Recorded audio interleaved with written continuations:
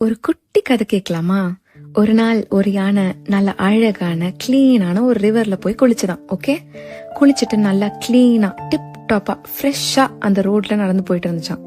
அந்த பிரிட்ஜ் கிட்ட போகும்போது பார்த்தா ஆப்போசிட்ல ஒரு பிக்கு வந்துச்சான்.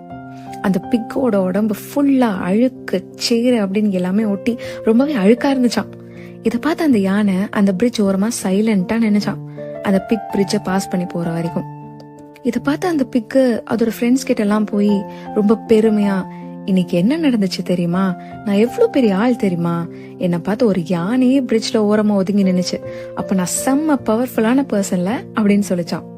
அதே டைம்ல மத்த யானைங்கெல்லாம் சேர்ந்து அந்த ஒரு யானைய போய் கேட்டுச்சான், ஏண்டா ஓரமா போய் நீ ஒதுங்கி நின்ன, உனக்கு அந்த பிக்க பார்த்தா பயமா என்ன அப்படின்னு கேட்டுச்சான். அந்த யானை சிரிச்சுட்டே சொல்லிச்சான், நான் நினைச்சா அந்த பிக்க அடிச்சிருக்க முடியும், இல்லனா மிதிச்சு கொண்டிருக்க கூட முடியும், பட் இட் வாஸ் டர்ட்டி, அதை தொட்டேன்னா நானும் அதே மாதிரி அழுக்காயிடுவேன், சோ வேண்டான்னு ஓரமா போயிட்டேன்னு சொல்லிச்சான். இதுல இருந்து உங்களுக்கு என்ன புரியுது? ஆஸ் யூஷுவல் ஒண்ணுமே புரியல தானே? நானே சொல்றேன். You know, a wise person will always avoid negativity. பயத்தினாலலாம் இல்ல, but to protect their peace. You don't have to react to every insult, every comments about you or your situation.